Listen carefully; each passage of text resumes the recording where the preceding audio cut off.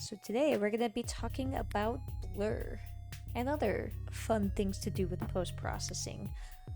Yes, that's right. Hello everyone. Hope you're having a fantastic day, evening, whatever time time of day it is for you over there.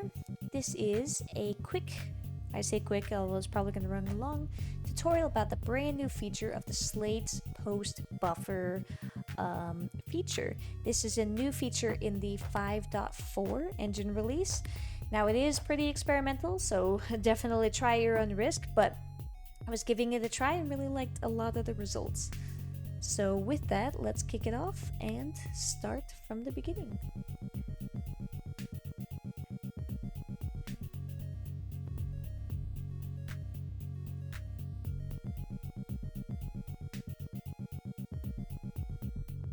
Alright, we're back here. You saw some of my lovely Japan trip going on. Here's our little scene that we've got going. We've just got a nice little camera set up. I've got my Spawn UI blueprint over here. And I actually grabbed all of these assets off of the Add Quixel content. The junkyard volume spoke to me as soon as I opened it. I was like, I can make a crafting scene, no problem. So I just grabbed a bunch of stuff from there. And here we are, a nice little scene that we've got together.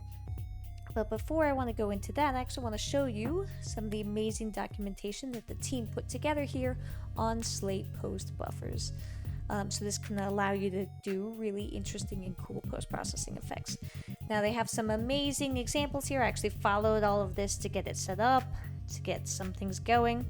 Key thing that I want everyone to remember, you need to enable this in your CVAR, your console commands, etc., because it won't work right off the bat. It's just something to note. I kept turning, was only seeing black. If you're seeing black, make sure that you enable this and you're in, obviously, 5.4. So they have some great resources here. But again, highly recommend giving this tutorial a go. They've even got some fun information here on the performance, etc. So if you're curious about that, I'll link it obviously in the YouTube video, but highly recommended. Take a look at that documentation.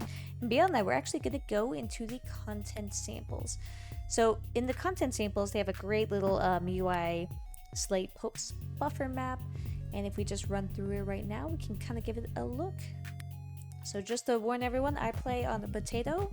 My computer's actually really not that great. In fact, I just upgraded to a not even great upgrade. So that's why I'm a little bit slow. But you can see here's a great example where we're flipping the Y coordinate of the UVs. We've got blur here. This will actually blur the scene behind it. Fantastic. Very common need. This one's great, which we saw a little bit before. It's a blur with a mask. So it's the masking around the corners here, a little bit of this blur. This is maybe a health status indicator, etc. We've also got our wavy screen. This is a big distortion, maybe you're underwater, at the beach, etc. Some fun effects going on here. And the very classic, everyone loves this, is the fisheye renders distortion. So fisheye security cam look, very popular. Won't say much about that. And then we've also got the layers example. So here's like a scene going on with the background. We can open the sub menu, and that's getting another post buffer effect applied to it. So all of that. So that's to say, definitely take a look at the content examples. Fantastic stuff on that project. It can help kick off any ideas for you there. But let's turn it over into our project here. So the way that I enabled this is that in my project settings, just look up Slate. I've enabled the first render target 0 to be true, but no class. The second one, the RT1, I've enabled to the blur class. You can create your own. It's one of the inherited classes here, and I've set the Gaussian blur strength to 40. And that's about all I'm using out of this project settings. Now you do get 5 total, so it's global wide setting. You'll want to obviously talk to your folks and kind of figure out what you need for what. But empty kind of means that you can do a bunch of fun stuff in the material with. And then you can also write your own C++ classes for these as well. And the documentation does mention that as well. But anyway, let's spawn the UI and just take a look at what's happening with the scene here. I'll hide me for a bit so you can kind of see what's happening We've got a nice little grid going on here, some texture to our blur. We have a mask area where we're not blurring this particular area, and this helps the text look visible. So let's get into the widget and see what is going on with this. This is our first blur. And the way it's working, this widget hierarchy here, is we kind of have this container, this panel here. It's got all of our stuff, and then what we have going on is we have our post buffer update. You can actually look, post buffer, it's right here. It's one of the new uncategorized widgets. And then we've got a material here that is going to then take whatever is happening in this buffer and do something with it. And so this material is kind of where the magic is happening. And this is all rendering behind our UI, so we're not rendering anything on top of the UI yet, but that is doable. So let's get into this blur mask. You're not going to see much here. It's kind of hard to preview this when you're building out the material, but we can take a look here. We've got a mask going on. That's what this is doing, but it's difficult to see because we're using screen position. So I'm going to make this really wide so you folks can kind of see what this screen position is doing, but it's basically drawing a mask here of where I don't want blur. So I don't want blur where that little orb is happening, and so that's sort of what the effect is doing here. And again, it's screen position, so that's what makes this challenging, is this is off in the corner, not rendering it. Then we have our get slate post 1. And these matched exactly what we had in those things. Is like 0 is that first one that I enabled, and the blur, remember our blur is on post 1, so that's here, and we want to use the linear RGB. You can go for some other spaces, but it's recommended with linear space. I've got some grid tiling here. This is just making some nice grid patterns. So this is making the grid that you saw before, and what I'm doing is I'm kind of darkening the blur with a, multiplying it by 0.5 to kind of dim it a little bit, and then I'm adding that to itself, so it basically is turning into the regular post blur and lerping that so that all of the, and we're not going to see it, but all of the dots are brighter. And so that's essentially what this is doing. But you could do fun things like tinted a color in the material, etc. But here I'm just making it so that these, these lines and these tick marks appear brighter and kind of catch your eye a little bit, but they're not too distracting. So that was the intent going with that particular aspect. All right, so that's our first example going on here. Let's go into our second. So we'll load up this right on here. We'll compile, we'll run it. We'll see what's going on with our second example. Yes. Now this example, instead of blurring the entire screen, I only want to blur behind the UI containers themselves. So I'll actually turn my camera off again so you folks can see what is going on here. So this is making a blur container behind the UI, and so it's blurring the stuff here. And of course, in fashion, I'm always doing or trying to do a noise pattern anywhere I go. This kind of grungy noise is my thing. Now I wish this was a little more oscillating, but whatever. You do what you can with the time. So yeah, let's see what that setup's like. So instead of blurring the whole screen, I'm only blurring behind the UI, kind of more as a panel. And of course, it's me, so I'm taking it to adding noise to a blur, which I don't think anyone would ever do, but why not? This is the fun of experimenting. So we'll open up this widget and see what's happening. So we have our post buffer in the same spot. It's still behind our UI and kind of at the very first part of the widget rendering cycle. And then here we have this background blur, and we have this blur BG2 over here. So these are two pointing to the same material, and this material is going to look pretty similar to what our last blur material is, except for I'm combining a little bit of a mask here on the edges to get that nice juicy little noise look that I don't think anyone's ever combined with blur. And same thing here, grabbing this, I'm even dimming it darker so it's not as bright behind it. And then yeah, I'm making a little grid pattern here, and you can kind of see it in screen space, this grid pattern applying. And that is all that is going on there. And so if we run it again, we're spawning this, we've got ourselves a lovely little grid, blurry, delicious, building engineering backdrop for crafting station. And noise, because I cannot stop myself by making juicy, grungy noise in anything I do. It's going to be the key. So that's, again, another use case where you can use the same material, and guess what? It's going to point to the same buffer, so it's not like you're drawing two different render targets. It's sampling from the same buffer, which is a good performance gain there. Now, how much performance? That totally depends on your game, and I'm not going to pretend I know what your game needs, but definitely profile it. I'd say always profile first, and then see where you're going from there.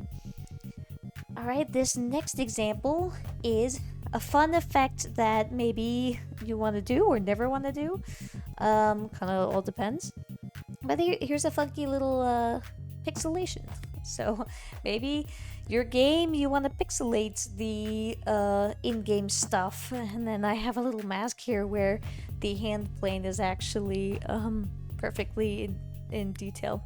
But I think it doesn't work so good in this area, and also the pixelated with the noise is really weird. But I do really like this area up here. I think this has got something to bring. This has got something interesting art direction-wise. Down here, not working so good.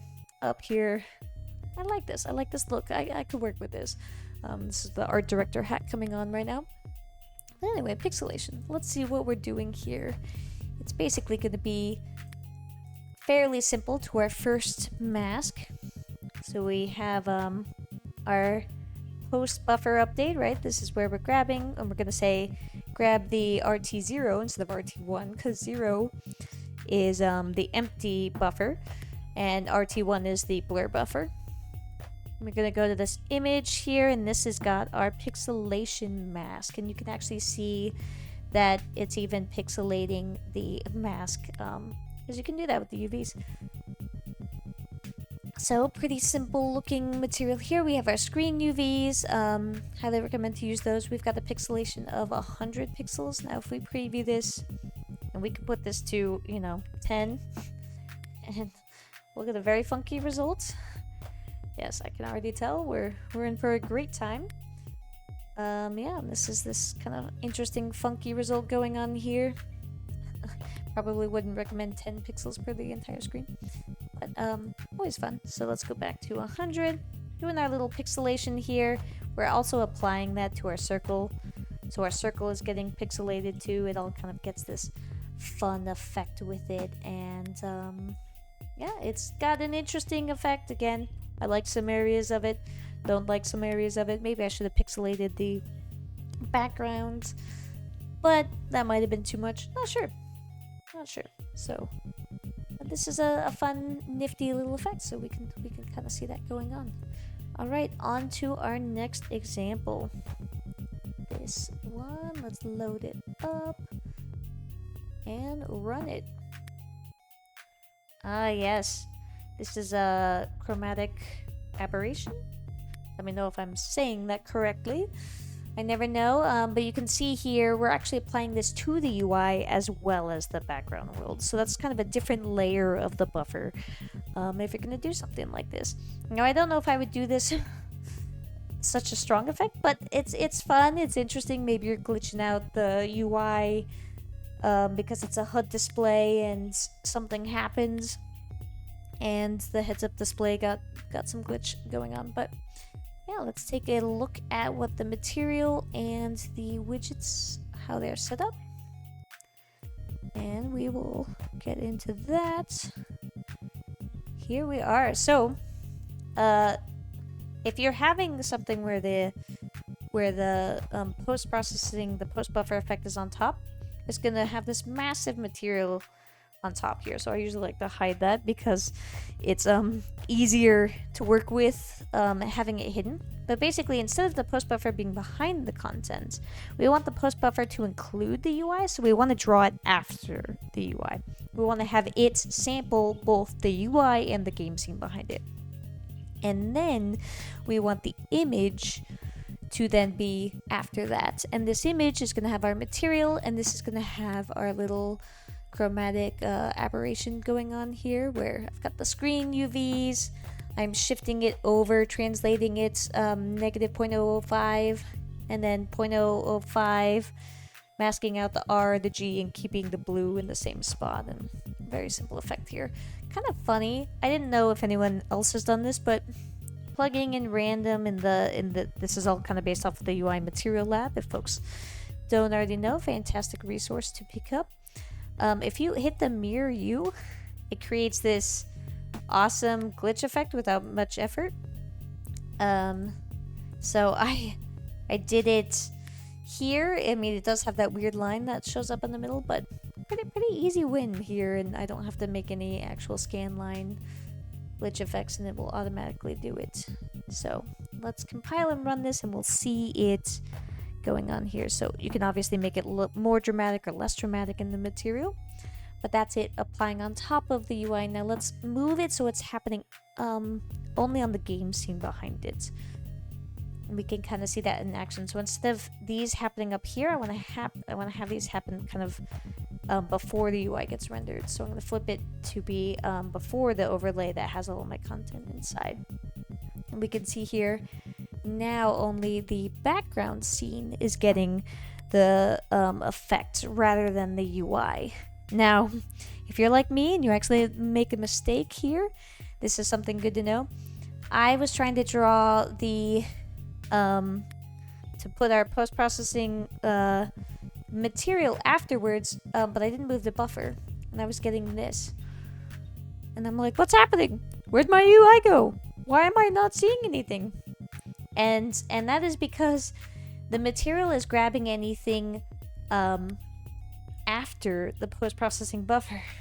So I don't have anything, I don't have any UI. This is only going to basically render the game scene and this grid panel. So you have to remember that you want to sample the UI. If you want to see the UI, you need to have the post buffer be after the UI is drawn, and then it will work. So don't be like me and accidentally put it and render it without actually rendering the UI. So just a fun tip there. All right, let's go on to our last example. But I think kind of the unique one. It's combining a lot of things together. And this one's kind of like a fun little blur and displacement kind of happening at once. So maybe you're transitioning in or out. Actually, I don't even think I saved the blur on. So let's make sure I put that in. Did I re-enable? It's enabled. I did not re-enable this. Alright. So much for practicing. Here we go. Now this is getting that juicy blur effect. So here it's kind of blurring this out. It's like hazy. I'm waking up from a dream. Waking up. Hitting the crafting menu as soon as I wake up. That seems practical, right? So that's a cool effect where I'm actually combining two post buffers. So we'll take a look at that pretty soon here, but I really like this effect at the end of the day. I don't know how practical it is, how many people would end up using this, but I had fun with it. And yeah, excited to see what folks do with this and think of their own cool ways to combine multiple buffers. Now granted, you could probably combine this in the same material, but that's for a later demonstration. So this first post buffer update is grabbing from the render target 0. Remember, that's the one without the blur. And then the second post buffer update is grabbing from the blur render target. And then this image material is doing our little displacement effects, and it's turning it on and off to this mask. And the second one is identically kind of the same thing with a little bit of an offset, but instead it's just pulling our blur buffer instead. So I'll collapse this, I'll disable this, and I'll collapse this image again, and we can see just the displacement. This is displacement kind of being masked on and masked off.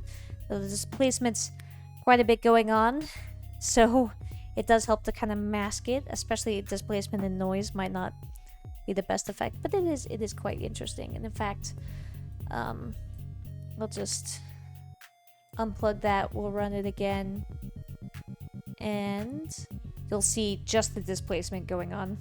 It's quite a bit. Don't know if you have a drunken scene and you're doing it everywhere, but that's the displacement as it stands without the mask and the timing effect of it. So we'll plug the timing back in. And the other post-processing render target is the blur. So this is the blur. We'll enable this back on. We'll set this to visible. We'll play this, and then this is kind of the blur widget coming in and blurring the displaced UI at the same time. So it's creating this interesting multitude effect of blur, displace, come back. So maybe this is your fuzzy dream wake up sequence. Yeah, and with that, I'll kind of turn the camera back on, but hopefully this is a good introduction to the Slate's Post Buffer. I learned a lot, hopefully you folks did as well. Kind of about fun post-processing effects that you can now both to the UI and to the game scene behind it, and kind of have this play together with the UI. So hopefully I can see some really cool stuff. Leave any comments or interesting experiments you might try on your own. And yeah, with that, I hope you have a fantastic rest of your evening, day, etc. And can't wait to see what folks make. Cheers.